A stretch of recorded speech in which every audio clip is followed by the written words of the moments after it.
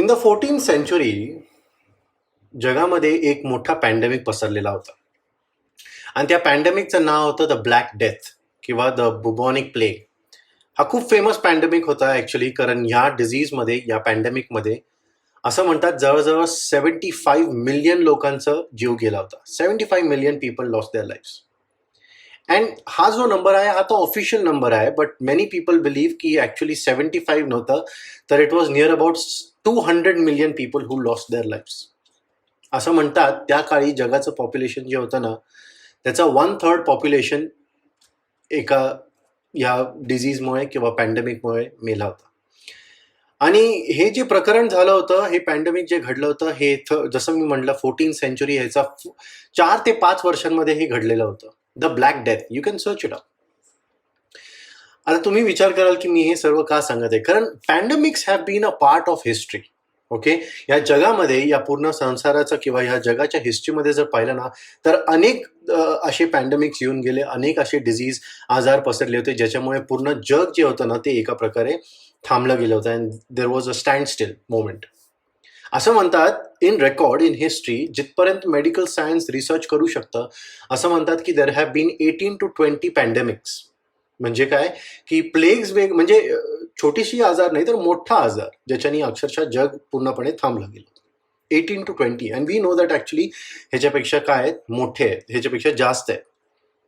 But now did you know that actually pandemics and plagues, महामारी जी आहे ना, ही शास्त्राची एक खूप जुन्या वेळापासून एक काय, it has been a part of the history of the Bible. Pandemics ना, तुम्ही म्हणाल की असं कसं म्हणजे we haven't heard as much, हे की नाही, but yes, you can recall. We have the 10 plagues of Egypt. मिस्रामधले 10 जे 10 रोग किंवा 10 महामारी जे पसरली होती है ना, ते ते ते आपल्याला माहिती आहे. त्यानंतर आपण बघतो की पूर्ण शास्त्रभरामध्ये, in fact in the entire journey of the Israelites, की ते मिस्रातून कनानापर्यंत पोहोचण्यापर्यंत अनेक प्रकारचे महामारी पसरले होते किंवा रोग पसरले होते, प्लेग्स पसरले होते. Then we also know that there is another pandemic that is supposed to come. Actually, we are living in a pandemic. आपण पण एक पॅन्डेमिकमध्ये आहोत. आणि एवढंच नाही तर अजून आपल्याला माहिती आहे की येणाऱ्या काळामध्ये, 7 वर्षांच्या काळामध्ये, जे प्रगटीकरण आपल्याला सांगतं की अजून 7 वेगळ्या प्रकारचे देवाचे क्रोध आपल्याला पॅन्डेमिकच्या रूपामध्ये बघायला मिळणार किंवा प्लेग्सच्या रूपामध्ये बघायला मिळणार. Now there is one such pandemic that we all want to study, किंवा असा एक रोग, असा एक आजार किंवा अशी एक महामारी ज्याच्याबद्दल आज आपण अभ्यास करणार आहोत किंवा शिकणार आहोत. ज्या वेळेला देवाचा पूर्णपणे क्रोध जो होता ना, तो इस्रायलच्या देशावर उतरून आला होता. आणि त्या काळी, त्या वेळेला देवाच्या सेवकांनी काय केलं होतं हे आपल्याला पाहायचंय. Always remember, our motive is to understand how to intercede. आपण सर्वजण गणना याचा 16वा अध्याय उघडूया. Let us all open the book of Numbers and we will be studying from chapter number 16. Numbers chapter number 16. Now, while you are opening, I want to just give you a background. आपल्याला या सर्व गोष्टी माहिती आहेत, तरी देखील मी पुन्हा एकदा आठवण करून देतो. आपल्याला माहिती आहे की देवाचे जे लोक होते, मिस्राचे जे लोक होते, इब्री जे लोक होते, ते मिस्रातून निघून आता कनानामध्ये ते चाललेले आहेत. प्रॉमिस्ड लँडमध्ये ते लोक प्रवेश करत आहेत. बट या पूर्ण प्रोसेसमध्ये देवाची काही ना काहीतरी अपेक्षा होती. त्यांच्याकडनं काही ना काहीतरी डिझायर्स होते, एक्सपेक्टेशन्स होते. आपण पाहतो की लेवी व्यवस्था का दिलं गेलं होतं. लेवीचं पुस्तक Leviticus, the book of Leviticus, इंग्लिशमध्ये, हिंदीमध्ये असं म्हणतात लेवी की व्यवस्था, लेविओ की व्यवस्था. असं का म्हणतात व्यवस्था? का माहितीये का? कारण देवाची ही अपेक्षा होती की त्याच्या लोकांनी व्यवस्थेच्या अनुसार त्यांनी जगावं, ऑर्गनाइज्ड, स्ट्रक्चर्ड, बी डिसिप्लिन्ड, अशी त्याची इच्छा होती. म्हणून तुम्ही बघा, त्यांनी प्रत्येक गोष्टीमध्ये, प्रत्येक अध्यायामध्ये त्यांना अर्पण कसे करायचे हे सांगितले. त्यांना वेगवेगळ्या प्रकारे देवाची सेवा कशी करता येईल ते त्यांना सांगितलं होतं. कुठल्या कुळाचं काय काम आहे, कुठल्या लोकांचं कुठल्या प्रकारचं सेवा असेल, हे देवानी त्यांना एकदम पद्धतशीर लावून दिली होती. Why? Because God expects all of us to live in a orderly manner. कोण कुठं राहील, कुठला जे मिष्कान आहे किंवा देवाचं दर्शन मंडप आहे, ते कशा प्रकारे बांधलं जाईल, त्याच्यामध्ये काय काय लागेल, त्याच्या उजव्या हाताला कुठल्या प्रकारचे लोक राहतील किंवा त्याच्या या डाव्या हाताला कुठल्या घरानं राहील, हे सर्व काय देवानी काय करून दिलं होतं, आपल्याला व्यवस्था लावून दिली होती किंवा इस्रायली लोकांना व्यवस्था लावून दिली होती. आता देवाची इच्छा आपल्या या गणनाच्या पुस्तकामधून काय कळते माहिती का, विशेष करून गणनाच्या पुस्तकातून, that God expects discipline and he expects us to be organised. त्याची इच्छा काय माहिती का, की त्याची इच्छा अशी आहे की आपण व्यवस्थेने जगावं. काय म्हणतो देव, आपल्याला काय काय शिकतो आपण शास्त्रामध्ये, की तो कसा देव आहे, तो व्यवस्थेचा देव आहे. He is a God of discipline and order and structure. म्हणून पाऊल काय म्हणतो, की all things must be done in an orderly manner. प्रत्येक गोष्ट तुम्ही व्यवस्थेने करा. आता हा 16वा अध्याय जो आपण पाहणार आहोत, ह्याच्यामध्ये आपण तेच बघत आहोत, की ह्याच्यामध्ये लॅक ऑफ ऑर्डर आहे, लॅक ऑफ ऑर्गनायझेशन आहे. There is disorganization and there is complete rebellion. देवाच्या लोकांनी देवाविरुद्ध कशा प्रकारे बंड केला होता, कशा प्रकारे त्याच्या विरोधात जाऊन त्यांनी अनेक कार्य केले होते, बोलले होते, त्या गोष्टीबद्दल आपण शिकणार आहोत. Lack of submission is what we are trying to understand. Now, in verse number 1, let us read इथं काय म्हटलेलं आहे. 16वा अध्याय, गणना याचा 16वा अध्याय, आणि मी पहिलं वचन वाचत आहे. Please read along with me. ह्याच्यात असं म्हणलंय, आणि लेवीचा मुलगा कहात, याचा मुलगा इसहार, याचा मुलगा कोर, हा व रौबेनाचे वंशज अलियबाचे मुलगे दाथान व अबिराम व पेलेथाचा मुलगा ओन यांनी माणसे घेतली. आता बरेच वेळेला असे जेव्हा शब्द आपल्या डोक्यावर कानावर पडतात ना, ह्याचा मुलगा हा आणि त्याचा मुलगा तो, वी टेंड टू स्किप दिस वर्स. आपल्याला असं वाटतं की हे काय, this is hard to understand. But always remember, देवाने या पवित्र शास्त्रामध्ये वंशावळी काहीतरी कारणामुळे दिलेली आहे. आपण त्याला स्किप करावं, पान उलटावं म्हणून त्यांनी नाही दिलेली. In fact if you try to understand, बरेच वंशावळीमध्ये आपल्याला अनेक देवाचे गुज कळतात किंवा अनेक मिस्ट्रीज कळतात. Okay, now this particular verse also is going to bring out a mystery to us. का माहिती का, कारण हा इथं एक पहिला नाव ज्याचं घेतलंय त्याचं काय नाव होतं, कोरा. म्हणजे काय, there was a man name कोरा.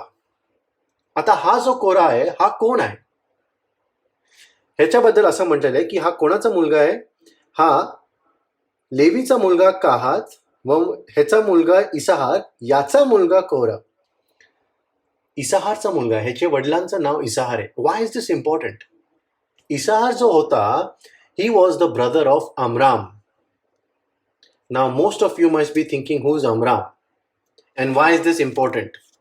अमराम was the father of Moses.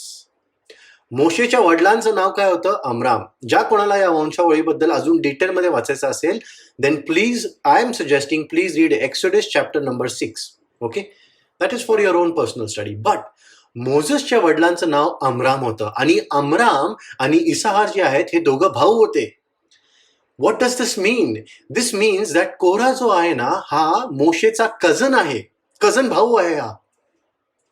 Okay, आणि इथं आपण पाहतो की they are not so loving cousins. एवढं त्यांच्यामध्ये प्रीती किंवा प्रेम नाहीये. इनफॅक्ट या ठिकाणी एका प्रकारे हा एक विलन आहे, किंवा एका प्रकारे हा देवाच्या विरोधात बंड करतोय, किंवा हा मोशेच्या विरोधामध्ये निघालेला आहे कार्य करण्यासाठी, बोलायला. Again we see the same problem जे आपण मागच्या आठवड्यामध्ये पाहिलं होतं. They are evidently एनव्हियस.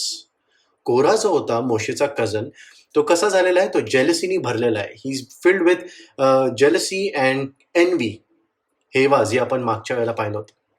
Same kind of story, but या ठिकाणी आपण बघतो की इथं कोणतरी वेगळा व्यक्ती आहे आणि त्याचं नाव आहे कोरा. आता हा जो कोरा आहे ना, हा ऍक्च्युअल मध्ये या व्यक्तीसाठी असं म्हणतात की he had a lot of leadership abilities. त्याला लोकांना चालवण्यासाठी, पुढाकार घेण्यासाठी आणि लीडर बनण्याच्या त्याच्यामध्ये फार चांगले स्किल्स होते. म्हणून इथं आपण बघतो की त्यांनी अचानक एका प्रकारे 250 लोक तो गोळा करणार आहे. इथं पुढे आपण वाचतो, a lot of people are coming together against whom? Against a rebellion against Moses. मोशेच्या विरोधामध्ये हे लोक आता काहीतरी बोलणार आहेत, आणि ते लोक एका प्रकारे मोशेच्या विरोधामध्ये निघालेले आहेत. ते म्हणतात आम्हाला आता तू नको. पाहूया आपण इथं काय म्हटलेलं आहे. दुसरं वचन, आणि ते व इस्रायलाच्या संतानातले मंडळीचे 250 अधिपती मंडळीने बोलावले. नामांकित पुरुष हे मोशे समोर उठले. असं म्हटलेलं आहे की कोरा, दाथान आणि अबिराम हे 3 जण जे होते ना, हे मोशेच्या विरोधामध्ये निघाले होते बंड करायला. त्याच्या विरोधामध्ये ते उभे राहिलेले आहेत एका प्रकारे. आता they are starting their own political party आणि ते म्हणतात की आम्ही लोक तुझ्या ऐकणार नाही किंवा आम्ही लोक आता तुझ्या मागे चालणार नाही, तर आम्हाला पण आता काहीतरी करू द्या. पण त्यांच्याबरोबर ते एकटे नाही आहेत, तर इनफॅक्ट त्यांच्याबरोबर अजून 250 लोक तयार झालेले आहेत. आता त्या लोकांबद्दल काय म्हणलेलं आहे हे लक्षात घ्या. ते लोक अशी होते, ते मंडळीचे 250 अधिपती होते, लीडर्स, रूलर्स, मंडळीने बोलावलेले प्रेस्टिजियस मेन, पॉवरफुल मेन, नामांकित पुरुष हे मोशेच्या विरुद्ध उठले. विचार करण्यासारखं असं आहे ना की हे लोक जे आहेत दाथान आणि अभिराम, ह्यांनी अशी तशी लोक नाही बोलवले आहेत. ह्यांनी ज्या वेळेला मोशे विरोधात जायचं तर त्यांनी एवढे प्रेस्टिजियस आणि पॉवरफुल लोकांना एकत्रित केलेले आहे. A powerful group has stood up. पाहूया आपण पुढे काय म्हणतात ते. आणि ते मोशे विरुद्ध व अरोना विरुद्ध एकत्र जमून त्यांना म्हणाले, तुमचे पुरे झाले, कारण सगळ्या मंडळीतले सर्वच पवित्र आहेत आणि यहोवा त्यांच्यामध्ये आहे. तर तुम्ही कशाला आपणास यहोवाच्या मंडळी वरती उंच करता. आता इथं आपण पाहतो की they come up with a sentence. Okay, they come up with one dialogue. ते काय म्हणतात, तुमचे पुरे झाले. इंग्लिशमध्ये असं म्हटलेलं आहे, यू हॅव गॉन टू फार मोझेस. या ठिकाणी जर आपण इंग्लिश हिब्रू ट्रान्सलेशनमध्ये जर पाहिलं तर त्याच्यामध्ये असं म्हणण्यात येतं की ते अशा प्रकारे बोलले की तुमचं राज्य आता पुरे झालं. तुमचं पुरे झालं च्या ऐवजी त्यांचं ऍक्च्युअल म्हणणं काय इथं की तुमचं राज्य, तुमची सत्ता आता पुरेशी झाली. That is enough, your ruling is enough. ते म्हणत असतील की you have had your turn Moses. तू तुझं कार्य केलंस, तू लोकांना चालवलंस, सत्ता तुझी चालवली, तुझा आता वेळ संपलेला आहे. आम्हाला पण काहीतरी करायचंय, आम्हाला पण काहीतरी देवाकडे जाऊन सेवा करायची आहे, आम्हाला पण लोकांना चालवायचंय, पुढाकार घ्यायचाय. तुला काय वाटतं तू कोण आहेस. मोशेला ते म्हणत असतील, who do you think you are Moses, and who do you think you are Aaron. आरोनाला पण ते म्हणतात. आणि एवढंच नाही, ते पुढे जाऊन काय म्हणतात की ते असे म्हणतात की तर तुम्ही कशाला आपणास यहोवाच्या मंडळी वरती उंच करतात. ते असं म्हटलेलं आहे, ते काय म्हणले तिथं की why do you set your self above the assembly of the Lord. देवाच्या मंडळीच्या वर तुम्ही स्वतःला उंच का ठरवताय इथं. आता नाव लक्षात घ्या, हा आरोप मोशेच्या विरोधामध्ये लागलेला आहे. कोणी लावलेला आहे, कोराहानी लावलेला आहे, आणि नो डाऊट त्याच्याबरोबरचे बाकीचे लोक. पण ते काय म्हणतात की तुम्ही का स्वतःला वरचं उंच करताय. Try to understand. मोशे ज्या वेळेला देवाने मोशेला बोलवलं होतं, मोशे काय म्हणला, देवा मला जमणार नाही.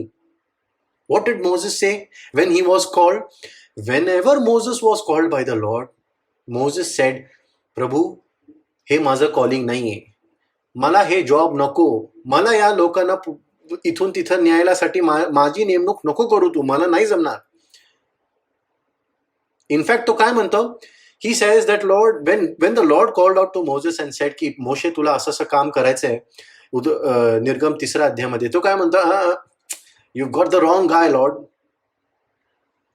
मी कसा आहे, मी जड जिभेचा आहे आणि मला लिडरशिप स्किल्स नाहीये, मला बोलता येत नाही, मला कळत नाही कसं लोकांबरोबर व्यवहार करायचा, बोलायची मला समज नाहीये. पण देव त्या ठिकाणी मोशेला काय म्हणतो, तो मोशेला म्हणतो, मी तुझ्या खांद्यावर हात ठेवलेला आहे. I have called you. It's not some random man, कुठल्या तरी अनोळखी व्यक्तीने नाही, तर मी तुला बोलवलेलं आहे. आणि तू काय म्हणतोस की तू जड जिभेचा आहेस. तुला माहित नाही का की मीच तुला निर्माण केलेलं आहे. I know who you are, I have created you, so I am going to use you. आता लक्षात घ्या की मोशेला देवानी निवडलेलं होतं, आणि एवढंच नाही तर आरोनाला पण देवानीच निवडलेलं होतं. काय म्हणलेलं मोशेला, ठीक आहे. मोशे इतकंदा तेच म्हणतो की देवा मला नाही जमणार, मी जड जिभेचा आहे. तरी देखील तो काय म्हणतो, तो म्हणतो ठीक आहे, मी तुझ्या भावाला तुझ्या बरोबर नेमेल, आणि तो तुझ्यासाठी काय बनणार आहे, तुझं मुख किंवा तुझी जीभ, तो बोलणार आहे लोकांसमोर. He will become your spokesman. पण ह्या लोकांना इथं कोरा, दाथान, अभिराम ह्यांना काय वाटतं, तुम्ही कोण, तुम्हाला कोणी निवडलं, तुम्हाला कोणी ठरवलं, तुम्हाला कोणी मंडळीच्या वर उंच ठेवलेलं आहे. आपण सर्व एक आहोत, आपण सर्व पवित्र आहोत. It is pure old envy, हे की नाही. तोच स्वभाव, तोच घाणेरडा स्वभाव जो मनुष्याच्या जीवनातून दिसतो, तो म्हणजे कसा माहितीये का की दुसऱ्यांच्या प्रती हेवा असणे, दुसऱ्यांच्या प्रती जेलसी निर्माण होणे, की ह्यालाच का, हाच का बोलतो, ह्यालाच का देवानी नेमलेलं आहे, त्या सर्वांना मोशेकडे जे आहे ना ते त्यांना पाहिजे होतं, हे की नाही? आपण हे मागच्या आठवड्यामध्ये पाहिलं होतं की मिरियम जी होती ती पण अशीच करत होती, की देव फक्त मोशेशीच बोलतो काय. मिरियम आणि आरोन दोघं जण काय करत होते, देवर चॅलेंजिंग मोजेस.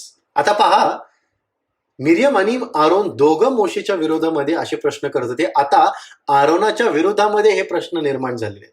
आरोन, तुला कोणी निवडलं, तुला कोणी उंच केलेलं आहे, तुला कोणी महायाजक ठरलेलं आहे. See how the sides have changed. म्हणतात ना की ज्या प्रकारे जो व्यक्ती जे पेरतो तेच तो खातो, किंवा तेच त्याच्यासाठी ते उद्भवतं, तेच उगवतं. What a man shall reap is what a man shall sow is what he will reap. Correct ना? आता हे बघा, हे काय, हा कुठला स्वभाव आहे आणि हा इतका घाणेरडा काय आहे? I want to give you an example. एक देवाचा एक माणूस होता, पवित्र माणूस, खूप जुनी गोष्ट आहे ही, बरेच काळ झाले ह्या गोष्टीला. एक जुना देवाचा माणूस होता आणि तो एका दिवशी ना जंगलामध्ये किंवा वाळवंटामध्ये चालतोय आणि सैतानाने त्याचा ताबा घ्यायचा प्रयत्न केला, त्याला भडकवायचा प्रयत्न केला, त्याला फसवायचा प्रयत्न केला. अनेक प्रकारे सैतानाने त्याला काय केलेलं आहे, त्या माणसाला, त्या पवित्र माणसाला, त्याला अनेक प्रकारच्या जाळामध्ये टाकलंय, अनेक प्रकारच्या त्याला टेम्पटेशन्समध्ये पाडलं. But this Holy man of God, हा जो पवित्र व्यक्ती होता ना देवाचा, हा काय झाला, हा सर्व टेम्पटेशन्स नंतर तो पुढे आला. तो म्हणला, ठीक आहे, नाही, मी तरी देखील देवाची सेवा करेल. हे पण नाही, मी तरी देखील देवाची सेवा करेल. आता सैतान काय करतो बघा, तो एक दिवशी ना एक माणसाचा रूप घेऊन त्याला भेटतो जंगलामध्ये. आणि तो त्यावेळेला त्याला जेव्हा भेटतो, तो तुला काय म्हणतो माहितीये का, अरे तू, अमुक अमुक त्याचं नाव असेल असं समजू आपण, अरे तुला माहितीये का, तुला ती ती चांगली बातमी कळाली का, खुशखबरी कळाली का तुला? आणि तो म्हणतो, कुठली खुशखबरी, कुठली चांगली बातमी? तर तो म्हणतो, अरे बाबा, तुझा भाऊ नाही का, तो तुझा भाऊ तिथं शहरामध्ये जो आहे, तुझ्या भावाला ऍक्च्युअल मध्ये रेव्हरंट ठरवलं गेलेलं आहे, त्याला पदवी मिळाली आहे, तो पोप झालेला आहे किंवा तो बिशप झालेला आहे. आणि हे सैतानाने त्या माणसाला, पवित्र माणसाला सांगितलं. मग तो माणूस जो आहे ना, जसं तो ऐकतोय आणि तो म्हणतो की ओ असं आहे का, ओके ओके. आणि त्यानंतर आपण पाहतो की त्या माणसाच्या अंतःकरणामध्ये जशी ही न्यूज गेली, जसे हे विचार गेले, जशी ही बातमी गेली, तर त्याच्या मनामध्ये अचानक, त्याच्या मनामध्ये तेच भावना जी आहेत ना, त्याचं रूपांतर होऊन it became jealousy, it became envy. ह्याला कसं देवाने निवडलं? मी इथं देवाची सेवा वाळवंटामध्ये करतोय, मी इथं देवाची सेवा जंगलामध्ये करतोय, याला कसं देवाने निवडलं? माझ्या भावाला, मी त्याला जाणतो, मी त्याला ओळखतो. Pure old envy. हेवा ही खूप इतका वाईट पाप आहे ना, की हे आपल्याला कळत देखील नाही की आपल्याकडनं होत आहे. But it is just so dangerous because it destroys everything.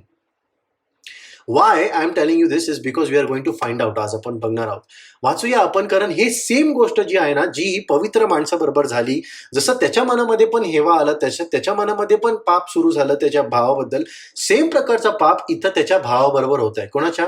मोशेच्या भावाबरोबर, कोराबरोबर. वाचूया आपण इथं काय होतंय. 4थं वचन. तेव्हा मोशे ते ऐकून उपडा पडला. आता जर मोशेला भेटायचं जर झालं ना, तर मला असं वाटतं की मोशे जो आहे ना, तो एका प्रकारे त्याचं नाक नेहमी दबलेला असेल, किंवा एका प्रकारे नेहमी झिजलेला असेल त्याचं नाक. हा जेव्हा बघा, हा उपडाच पडतोय देवासमोर. ही फेल फेस डाऊन, हे की नाही? आणि तो काय करतोय, तो देवासमोर पुन्हा एकदा उपडा पडलेला आहे. आता विचार करण्यासारखं आहे, असं आहे ना, की तो उपडा पडतो, त्याच्यामध्ये असं लिहिलंय की तो उपडा पडतो, पण इंग्लिशमध्ये काय म्हणलंय, ही फेल फेस डाऊन. त्याच्यामध्ये असं पण समजू शकतो आपण की एका प्रकारे देवासमोर उपडा पडण्याच्या ऐवजी मोशे जर आपल्यापैकी एक असला असता, आपल्यासारखा एक व्यक्ती असला असता ना, तर त्यांनी काय केलं असतं, देवासमोर उपडा पडण्याऐवजी त्या व्यक्तीच्या चेहऱ्यासमोर तो जाऊन उभा राहिला असता. तुला काय वाटतं, तू कोण आहेस? मी दाखवतो, माझा चेहरा मी तुला दाखवतो, तुला कळेल मी कोण आहे. What I'm trying to tell you is that he would have gotten into his face, Moses, not on the ground, but he would have gotten into his face and said, do you know who I am? Do you know who you are dealing with? तुला माहिती आहे का देवाने कोणाला निवडले आणि तू कोणाशी बोलतो? पण मोशे असं नाही करत. What an example he leads. मोशे एक सेवकच नव्हता, तो एक पुढारी पण होता, तो एक लीडर होता. But look what he does. He sets an example for all of us. अशा प्रकारे की तो स्वतः नेहमी नम्रतेने, लीनतामध्ये तो नेहमी उपडा पडतोय देवासमोर. Always he is face down on the ground in humility. आणि त्याच्यानंतर आपण बघतो की त्यानंतर तो बोललेला आहे. तो देवासमोर ज्या वेळेला बोलतो तर तो उपडा पडतो, मग तो बोलतो. तो पहिले बोलत नाही, तो पहिले बोलून मग उपडा पडतो असं नाही करत तो. He first falls down on his face and then he speaks. This is exactly how it should be. आज आपली उपासना बघा, आज आपली जी प्रार्थना आहे बघा, आपण कधी देवासमोर उपडे पडलेलो आहोत आणि मग बोललेलो आहोत. We always have a list ready and then we go and fall in front of our Lord face down when nothing works. ज्यावेळेला काहीच काम करत नाही त्यावेळेला आपण उपडा पडतो आणि मग म्हणतो की देवा लास्ट ऑप्शन आहे, do something. But Moses always went face down first. तो नेहमी पहिलं कार्य जे करत होता तो उपडा पडत होता, मग तो देवाकडे त्याची मतं मांडत होता किंवा तो प्रार्थना करत होता. Let us see what he says. मी 5वं ते 7वं वचन वाचत आहे. आणि तो कोऱ्हाशी व त्याच्या सर्व समुदायाशी बोलला. मोशे बोलला, तो म्हणाला, त्याचे कोण आहेत व पवित्र कोण आहे हे यहोवा सकाळी दाखवील आणि त्याला तो आपणाजवळ येऊ देईल. म्हणजे ज्याला तो निवडील त्याला तो आपणाजवळ येऊ देईल. कोरह व त्याचे सर्व समुदाय हे करा, तुम्ही धूप पात्रे आपणाजवळ घ्या आणि उद्या त्यामध्ये अग्नी घाला आणि यहोवा पुढे त्यावर धूप ठेवा. आणि असे होईल की ज्या मनुष्याला यहोवा निवडतो तो पवित्र होईल. अहो लेव्याच्या वंशांनो, तुमचे पुरे झाले.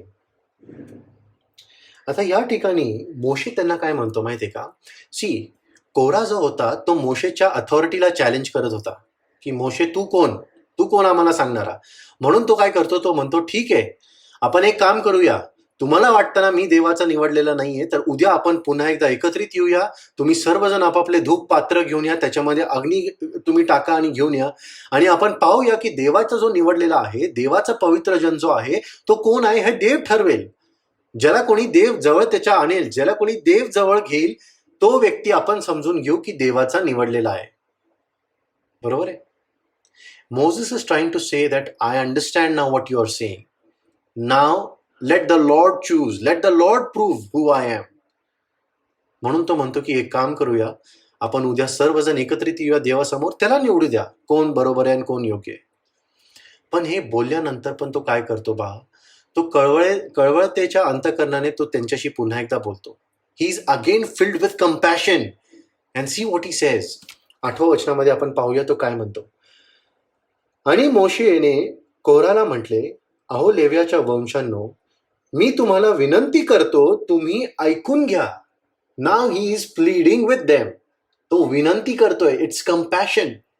मोशे त्यांना असं नाही समजत की बाबा मी आता तुला विनंती करतो, उद्या तुझा नाश होणार आहे, तू आत्ताच समजून घे. No, he saying look, I am pleading with you.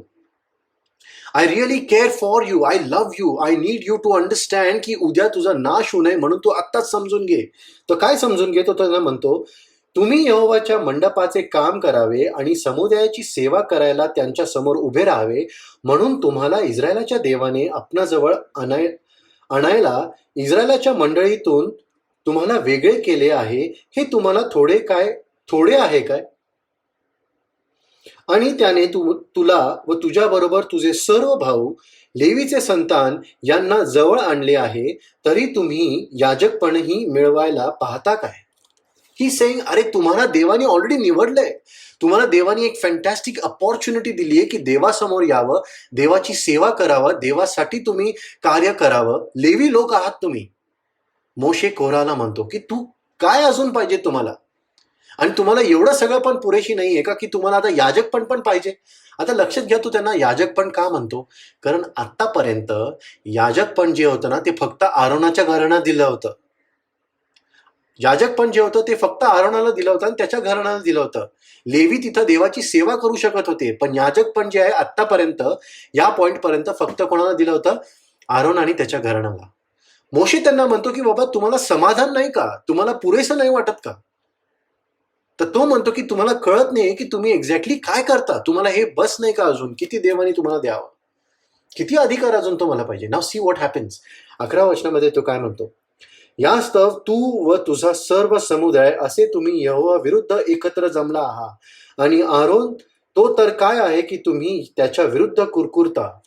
आता या ठिकाणी मोशे त्यांना म्हणतो, आता कोरा, दाथान आणि अबिराम, तुम्ही लोक माझ्या विरुद्ध नाही तर तुम्ही यहोवा विरुद्ध आलेला आहात. You are not coming against me but coming against the Lord.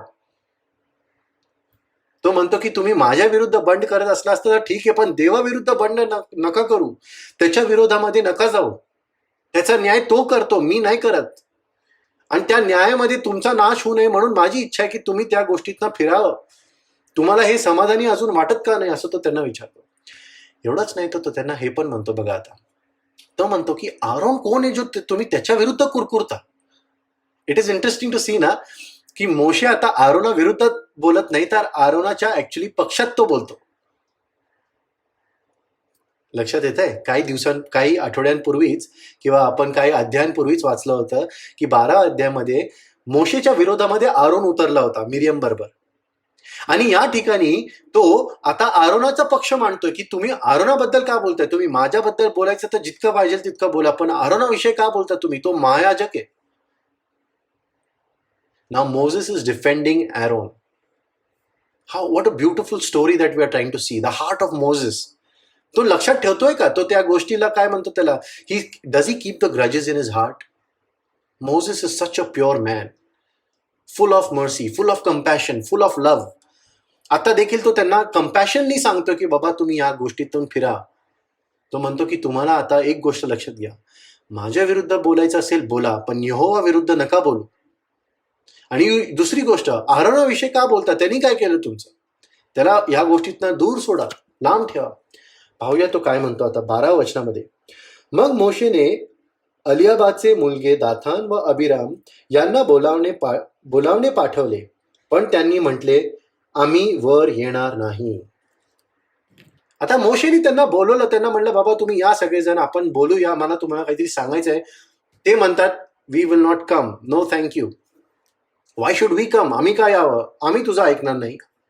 We are no longer going to obey you. का? Let us see why. 13 वचन, तू आम्हाला रानात जीवे मारावे म्हणून आम्हाला दूध व मध वाहण्याच्या देशातून काढून वर आणले आहे, हे काय थोडे आहे? म्हणून तू आपणास आम्हावरचा अधिपतीही करशील काय? ही सेईंग नाव. आता कोरा काय म्हणतो आणि दाथान आणि अबिराम काय म्हणतात, ते म्हणतात बाबा की तू आम्हाला ह्या दुधामधाच्या देशातून काढलं, हे काय कमी होतं का?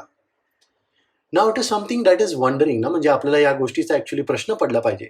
दुधामधाच्या देशातून काढलं असं ते का म्हणतात? इनफॅक्ट दुधामधाच्या देशात ते चालले आहेत, पण हे लोक काय म्हणतात, दुधामधाच्या देशातून तू आम्हाला काढलं.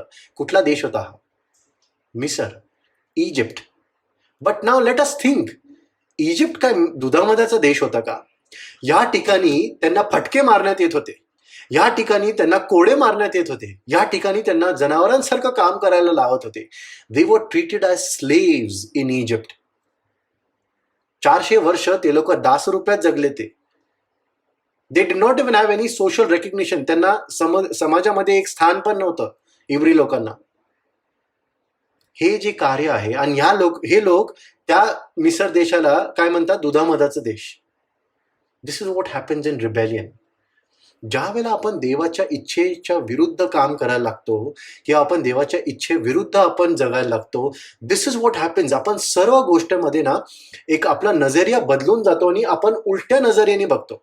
हे असंच आहे, हे चुकीचंच आहे. We are totally lost. आणि आपला जो दृष्टिकोन आहे ना तो कम्प्लिटली चेंज होऊन जातो, जसा इथं कोरा आणि दाथान आणि अबिरामचा झालेला आहे. पाहूया आपण ते पुढं काय म्हणतात. 14 वचन, आणखी तू आम्हाला दूध व मध वाहण्याच्या देशात आणले नाही, आणि आम्हाला शेताचे व द्राक्षमळाचे वतन दिले नाही. तू या माणसांचे डोळे फोडशील काय? आम्ही वर येणार नाही. तो म्हणतो आता की बाबा आता तू आम्हाला हे सगळं तर दिलं नाही, दुधामधाचा देश तर दिला नाही, तू आता आमचे डोळे पण काढून घेशील काय? एक लक्षात घेण्यासारखं असं आहे ना, इनफॅक्ट मोशे त्या लोकांचे डोळे तर कधीच उपटून काढणार नाही, काढत सुद्धा नव्हता, त्याच्या मनात कधी इच्छा नव्हती, नाही त्यांनी कधी हे हिस्ट्रीमध्ये केलं होतं.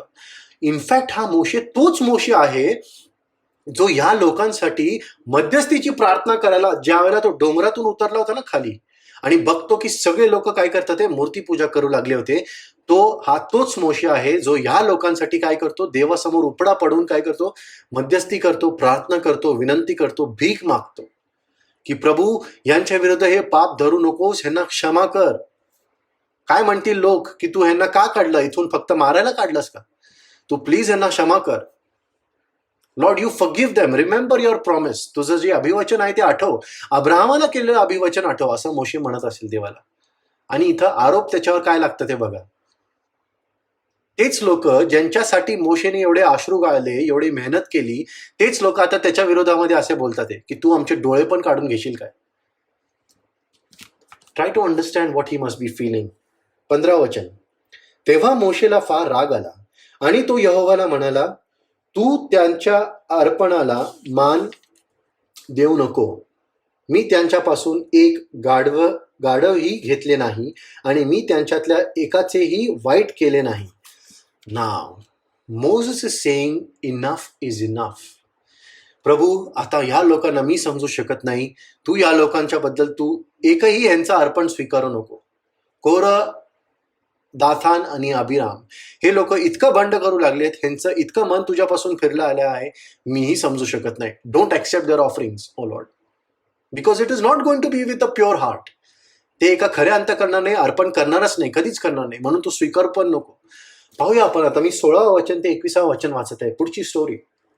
मग मोशे कोराला म्हणाला, तू आणि तुझा सगळा समुदाय, तू व ते व आरोन उद्या यहोवा समोर असा, आणि तुम्ही प्रत्येक जण आपापले धूप पात्र घ्या आणि त्यावर धूप ठेवून तुम्ही प्रत्येक मनुष्याने आपापले धूप पात्र, अशी 250 धूप पात्रे यहोवा समोर आणावी, आणि तू व आरोनही आपापले धूप पात्र आणावे.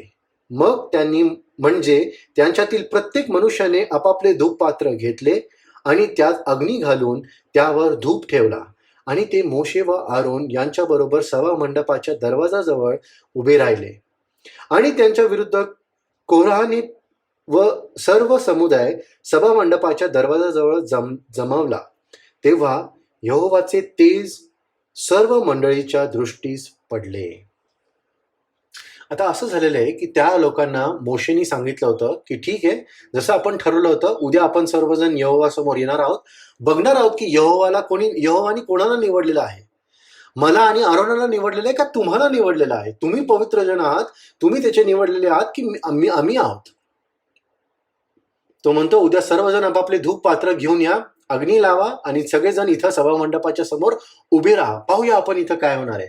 आता या ठिकाणी आपण काय बघतो, इथं यहोवा जो आहे त्यांनी हे सर्व गोष्टी पाहिलेल्या आहेत.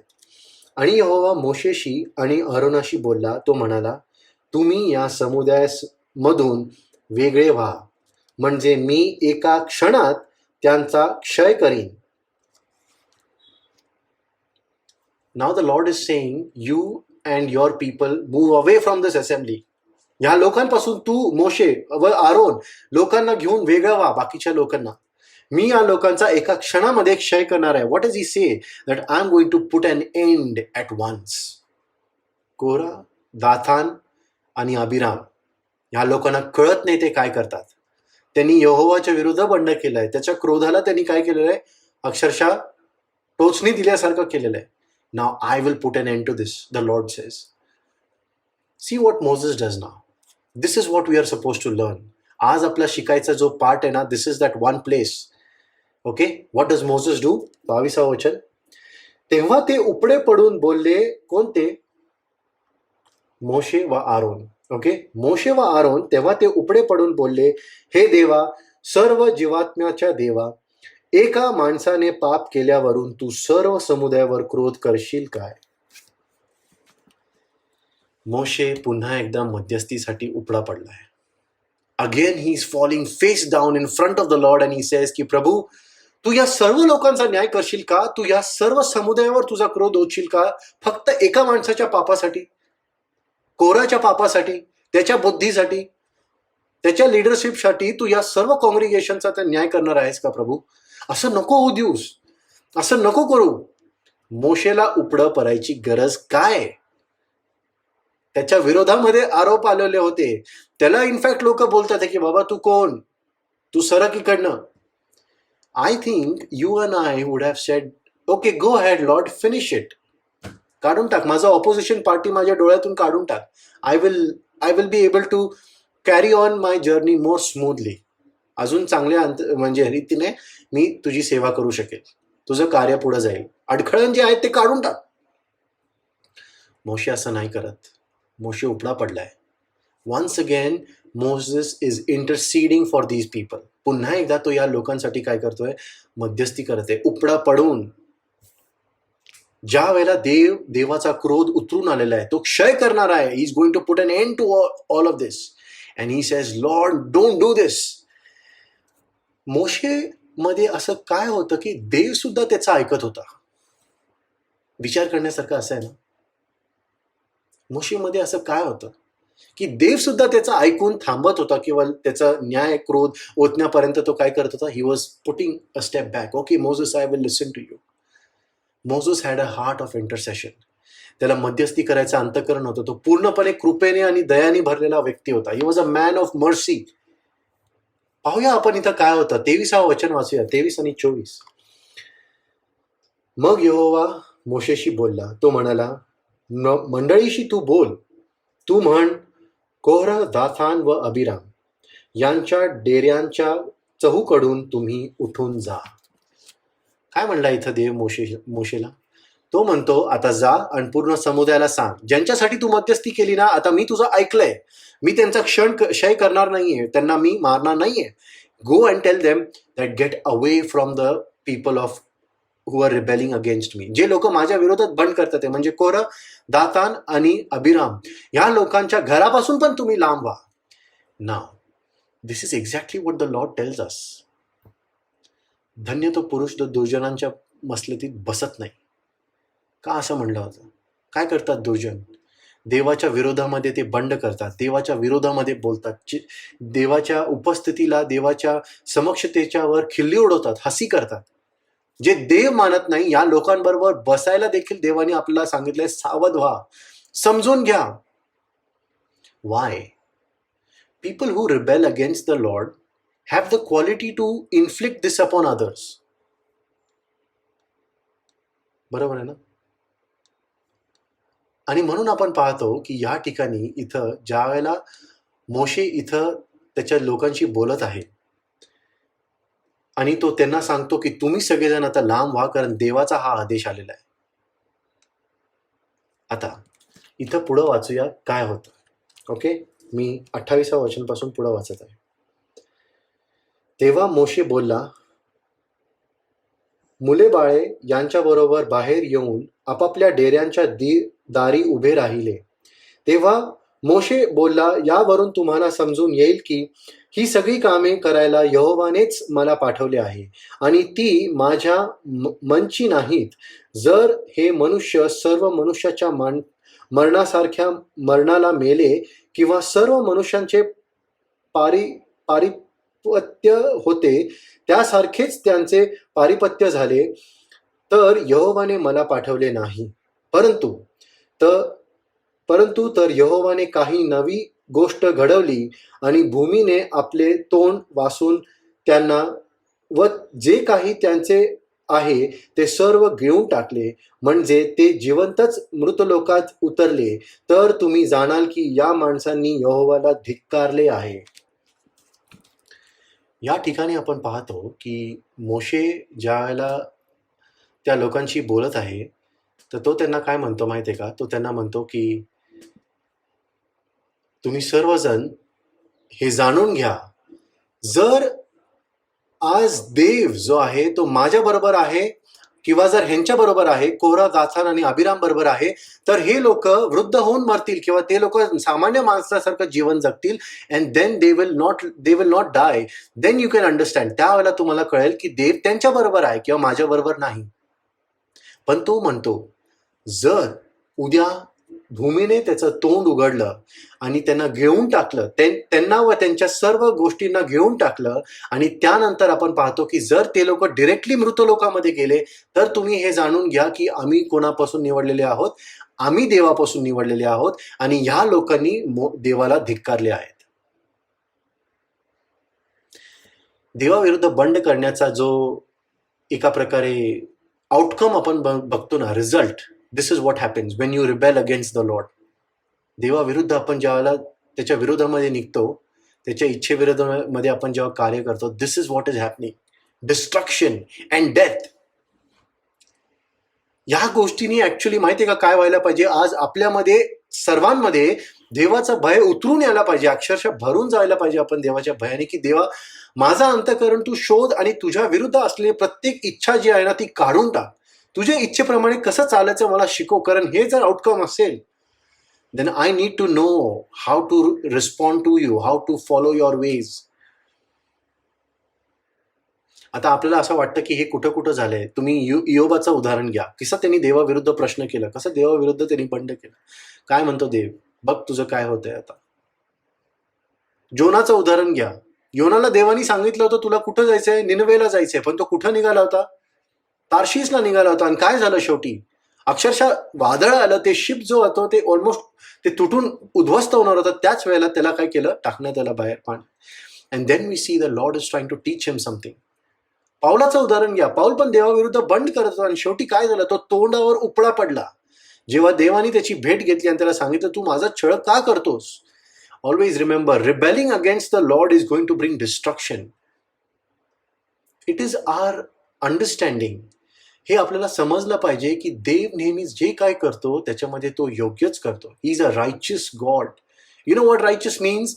Right in the sight of the Lord. म्हणजे काय? देवाच्या नजरेमध्ये तो जे काय करतो ना ते त्याच्याबरोबर ते योग्यच आहे. त्याला कोणी विचारू शकतं का तू असं का करतोस? तो अजून देखील कंट्रोलमध्ये आहे. He is in control. आज आपल्याला काय शिकायचं माहिती आहे का? We need to live in humility and submission.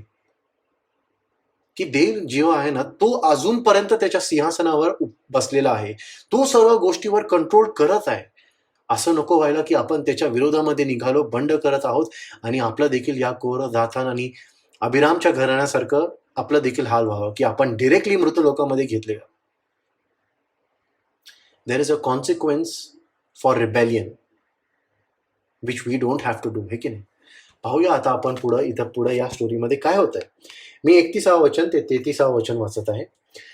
मग असे झाले की त्याने या सर्व गोष्टी बोलण्याची समाप्ती केली नाही, तोच त्यांच्या खाली होती ती भूमी फाटली, आणि पृथ्वीने आपले तोंड वासले, आणि ते व त्यांची घराणी व कोऱ्हाकडली सर्व माणसे व त्यांचे सर्वस्व गिळून टाकले.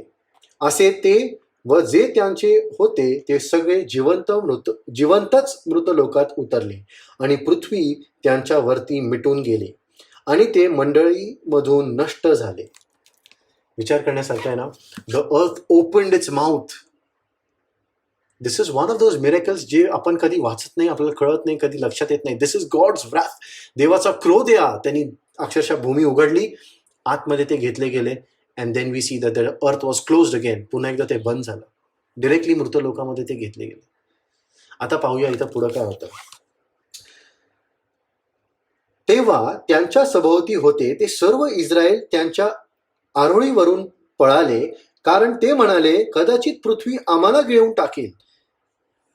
आता विचार करण्यासारखं असं आहे ना की हे लोक पाहतात असं काहीतरी घडलेलं आहे. ते घाबरले. त्यांनी पाहिलं की देवाचा न्याय उतरून आलेला आहे. आणि आता ते म्हणतात की ते सगळेजण पळू लागले आणि म्हणतात की असं नको व्हायला की आपण पण गिळले जाऊ किंवा आपण पण काय होऊ, नाश पाहू. तेव्हा यहोवापासून अग्नी निघून आला व त्याने धूप अर्पण करणारे ते 250 पुरुष खाऊन टाकले. Now try to understand. The Lord is bringing judgment. पुन्हा एकदा आपण पाहतो की जे बाकीचे लोक होते ते लोक पळाले. ते लोक तिकडं एका प्रकारे रिबेलियन करू लागले, देवाच्या विरुद्ध बोलू लागले की बाबा आता देव आपल्यावर पण तुटून पडतो किंवा आपल्यावर पण न्याय करतो की काय. जे काय बोल आपण देवाच्या विरोधामध्ये करतो ना, त्या गोष्टीने त्याला दुःख होतं, त्या गोष्टीने त्याला ठेच पोचतात. त्याला पडलेले त्या फटके काय कमी नव्हते का की आपण बोलून पण त्याला अजून ठेच पोचवले पाहिजे. And then we see that God's wrath comes down on this world. देवाचा क्रोध जो आहे ना तो उतरून येतो. मला तरी असं वाटतं की आज देवाचा क्रोध, जसं आपण शास्त्रामध्ये पण वाचतो, देवाचा क्रोध कधीच उतरून आला असता या जगावर, ज्या प्रकारे या जगामध्ये पाप चाललंय. पण देर is one reason why, because the Lord says that he is not slow in his promises but he is patient, की सर्व जणांनी तारणाकडे यावं. देव त्याचे अभिवचन पूर्ण करायला काय तो विलंब करत नाही, वेळ लावत नाही. Now all that we read is pure rebellion, आणि त्यांचा नाश इथं कशा प्रकारे झालेला आहे आपण पाहतो. आता now I am jumping ahead for this particular part in the story and we are coming towards the end. आता असं होतं की या ठिकाणी ऑलरेडी 3 लोक व त्यांचं संपूर्ण घराणं जे आहे, कोरह, दातान, अभिराम, आणि त्यांचे घराणे जे आहेत ते पृथ्वीमध्ये गिळून टाकले गेले होते, त्यांचा नाश झाला. त्याचबरोबर जे 250 लोक जे आले होते ना, त्यांच्याबरोबर त्यांच्या पक्षातले लोक जे धूप पात्र घेऊन आले होते, त्यांना पण देवाने कसं त्याची अग्नी उतरून आली आणि ते सगळेजण भस्म झाले. आता त्यानंतर असं होतं की देवानी आरोनाला आणि मोशेला काहीतरी काम सांगितलं. एलियाजारला बोलवा, म्हणजे कोण, एलाजार हा आरोनाचा मुलगा, याजक वर्ग, त्याला सांगितलं बाबा ह्या सर्वांचे जे धूप पात्र आहेत ना त्यांना तुम्ही घ्या, त्यांना तुम्ही ठोकून त्यांना पुन्हा एकदा एक असं मोठं एक प्लेट सारखं बनवा, एक कव्हरिंग सारखं बनवा. आणि ते कशावर ठेवलं पाहिजे माहितीये का, ते ऑल्टरवर ठेवलं पाहिजे, वेदीवर ठेवलं पाहिजे, ज्याच्यावर अर्पण होत होते, सॅक्रिफायसेस होत होते. का माहितीये का, तर तो असं म्हणतो, देव असं म्हणतो, हे का ठेवलं पाहिजे त्याच्यावर आता हे झाकण, आणि ते पण कुठल्या, तर त्याच धूप पात्रांचे जे या लोकांनी आणले होते, जे भस्म झाले, त्यांच्या धूप पात्रातनं आता त्यांनी एक कव्हरिंग बनवलेलं आहे ॲडिशनल, आणि ते आता त्यांना सांगितलं होतं की तुम्ही वेदीवर ठेवलं पाहिजे इथून पुढे नेहमी. का, ती लोकांना आठवण राहावी, युगानुयुग लोकांना समजावं की देवाच्या विरोधामध्ये लोकांनी बंड केला होता आणि म्हणून देवाची अग्नी उतरून पडली होती, म्हणून लोक भस्म झाले होते आणि देवाचा क्रोध आणि न्याय कसा आला होता. It was a story that was suppose to be told to all generations. Okay, now I'll be finishing in only 5 to 10 minutes. Please bear with me. Now the story gets interesting. आता ॲक्च्युअलमध्ये story जी आहे ना ती interesting झालेली आहे. आपल्याला main जे शिकायचं आहे ते आता येत आहे. आता आपण 41व्या अध्यायापासून वचनापासून वाचणार आहोत. वर्स 41 ऑनवर्ड्स, सी व्हॉट हॅपन्स. मी जे सांगितलं वेदीवरचं कव्हरिंग बनवलेलं आहे, त्याच्यानंतर आता पाहूया काय होते दुसऱ्या दिवशी सकाळी. नंतर दुसऱ्या दिवशी 41वं वचन, नंतर दुसऱ्या दिवशी इस्रायलाच्या संतानाच्या सगळ्या मंडळीने मोशेच्या विरोधात आणि आरोनाच्या विरुद्ध कुरकुर केली. त्यांनी म्हटले, तुम्ही यहोवाच्या लोकांना जीवे मारले. आता जर तुम्ही आणि मी जर असतो ना, तर अक्षरशः असा डोक्याला हात लावला असता आरोन आणि मोशेच्या जागी. आपण म्हणलो असतो बाबा अजून काय करावं की तुम्हा लोकांना बुद्धी यावी, तुम्हा लोकांना समज यावी, तुम्हा लोकांना विजडम मिळावं. काही लोक आरोप लावून गेले, काही लोक भस्म झाले, आता तुम्ही लोकच बाकी होता पुन्हा एकदा आरोप लावायला. मोशेचा अंतःकरणाबद्दल तुम्ही विचार करा. काय अध्यायांपूर्वी आपण पाहतो की त्याच्या विरुद्ध त्याचेच भाऊ आणि त्याची बहीण बंड करतात, आरोप लावतात, तुझ्याशीच देव बोलतो का. त्याच्यानंतर आपण पाहतो की आता त्याचाच कझन भाऊ त्याच्यावर आरोप लावतो की तुलाच निवडलं का देवानी. ते पण गेले. आणि आता आपण पाहतो की अक्षरशः पूर्ण कॉंग्रिगेशन इस्रायलचं कितीतरी लाख लोक त्याला म्हणतात की तू मारलंस, तू आणि मोशे, तू आणि आरोन, तुमच्यामुळे यहोवानी या लोकांना जीवे मारले. आणि ते कुरकुर करू लागले. कुरकुर केल्यामुळे देवाचं आता जे सहनशीलता आहे ती आपण समजून घेत आहोत.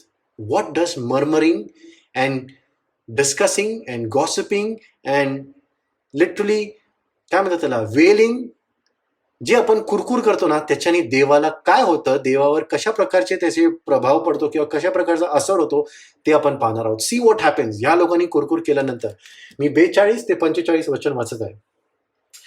आणि असे झाले की जेव्हा मंडळी मोशेच्या विरोधात आणि आरोनाच्या विरुद्ध एकवट झाली, तेव्हा त्यांनी सभामंडपाकडे पाहिले आणि पहा, मेघाने तो झाकला आणि यहोवाचे तेज दृष्टीस पडले.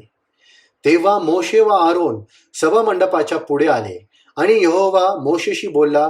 तो म्हणाला, तुम्ही या मंडळी मधून उठून दूर जा, म्हणजे मी एका क्षणात त्यांचा क्षय करेन. एका क्षणामध्ये मी त्यांचा क्षय करेन. देव म्हणतो, Moses, all right now, you and Aaron, तुम्ही दोघं जण आता वेगळे व्हा. दोघं जण या लोकांपासून दूर व्हा, because I am going to bring judgement. Enough is enough.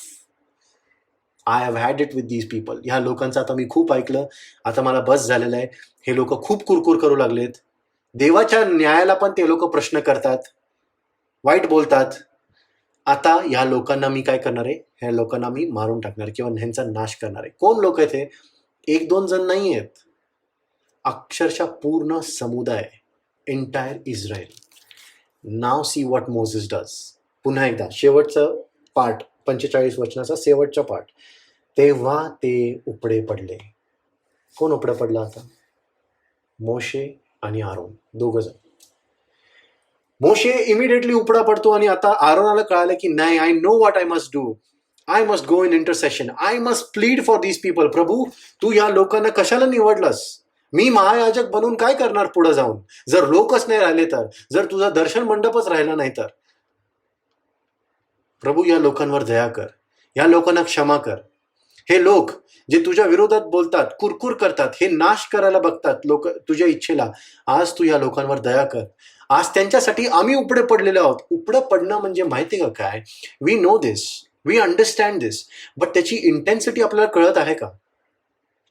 It is literally देवासमोर उपडं पडणं, इतकं दयाची भीक मागणं की देवा दया कर. भीक मागतो अक्षरशः आम्ही तुझ्याजवळ, या लोकांवर दया कर, या लोकांचा नाश करू नकोस. पाहूया आपण 46-47 वचन काय म्हणते इथं. आणि मोशेने आरोनाला सांगितले, तू आपले धूप पात्र घे आणि वेदीवरचा अग्नी त्यात घाल आणि त्यावर धूप ठेवून लवकर ते मंडळीकडे घेऊन जा आणि त्यांच्यासाठी प्रायश्चित कर, कारण यहोवाचा क्रोध भडकला आहे. पटकी सुरू झाली आहे. पटकी म्हणजे काय? Remember, we were talking about pandemics and plagues. इंग्लिशमध्ये असं लिहिलेलं आहे, plague. The plague has began. लोकांवर मरी आलेली आहे. लोक मरायला सुरुवात झालेली आहेत. देवाचा क्रोध उतरलेला आहे. तू जा आरोन, पळ आता तू. आणि तो कसं सांगितलं त्याला जायला? तो म्हणतो की गो नाव, फास्ट, रन, हरी, क्विकली. आता इथं जर तुम्ही आरोनाच्या जागे असता किंवा मी जर आरोनाच्या जागे असतो ना, तर मी म्हणलं असतं, अच्छा असं आहे का, ठीक आहे, पटकी आली आहे का, प्लेग उतरलाय का, ओके असं आहे का, मी एक काम करतो, मी जरा चालत जाऊन येतो जरा इथं तिथं. I will take a small walk. हे की नाही? हे लोक सारखे तुझ्या विरोधामध्ये बोलतात, सारखं बंड करतात, सारखं आम्हाला अटॅक करतात, आमच्या हुद्द्यावर ते लोक प्रश्न उचलतात, नको ते काय काय बोलतात, कुरकुर करतात. एक काम करूया, मी जरा असं फिरून येतो, जरा टहलून येतोय ना. I will take a stroll in the park and then go to the intercession place. आरोनाने असं पाहिजे असतं तर केलं असतं. पण मोशे आरोनाला काय म्हणला होता? आरोना, धूप पात्र उचल आणि पळ तू. Can you imagine? पटकी सुरू झाली होती, प्लेग लोकांमध्ये पसरत होता, लोक मरत होते आणि मोशे तिथं उपडा पडलाय, आरोन उपडा पडलाय. आणि मोशे उपडा पडलेला असताना म्हणतो, आरोना उठ, तू धूप पात्र उचल आणि जा तू अग्नी घेऊन तिथं मंडळीसाठी तू काय कर, प्रायश्चित कर. आता आरोनाला सांगितलं, तू मंडळीसाठी प्रायश्चित कर, तू इथं जा आणि मध्यस्थी कर, तू पळत जा, लवकर जा, त्वरेने जा. तो काय केला असता? तो गेला असता चालत. ऍक्च्युली तो पाहिजे असला असता तो त्यांनी थांबला असता, विलंब केला असता. कारण हे लोक असे तसे लोक नव्हते. हे त्यांच्या हुद्द्यावर त्यांना सारखं बोलत होते, कुरकुर करत होते. But see what the Lord does. त्यांनी आरोनामध्ये पण एक असं अंतःकरण निर्माण केलं होतं, कारण आता तोच देखील ह्या लोकांसाठी मध्यस्थी करायला उतरलाय. का? आरोन का उतरला? आता आरोनामध्ये कुठून आलं मध्यस्थी करायचं अंतःकरण? कारण प्रॉबब्ली काही अध्यायांपूर्वी आपण वाचलं होतं 12व्या अध्यायामध्ये, ज्या वेळेला मोशेच्या प्रार्थनेमुळे आरोन आणि मिरियमवर आलेला क्रोध देवाचा जो आहे तो शांत झाला होता. ज्यावेळेला मोशेनी आरोनासाठी आणि मिरियमसाठी काय केली होती, मध्यस्थी केली होती, ते त्याला समजलेलं आहे की आता देवाविरुद्ध बंड केलं तर काय होतं. अशाच प्रकारचा आरोप तो देखील लावत होता मोशेवर.